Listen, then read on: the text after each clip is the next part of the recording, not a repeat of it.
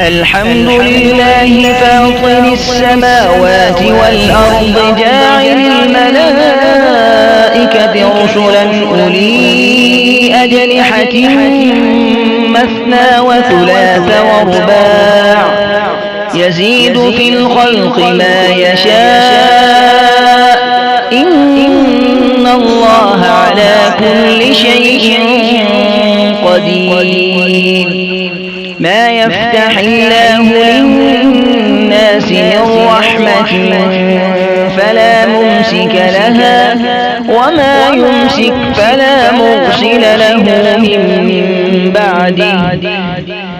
وهو العزيز الحكيم يا أيها الناس اذكروا نعمة الله عليكم هل من خالق غير الله يرزقكم من السماء والأرض لا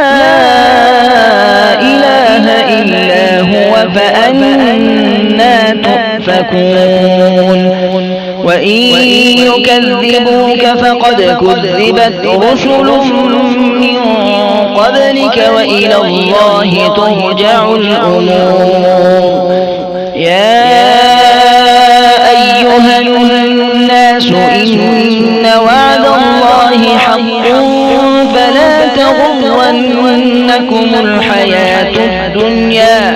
ولا يغرنكم بالله الغرور إن الشيطان لكم عدو فاتخذوه عدوا إنما يدعو حزبه ليكونوا من أصحاب السعير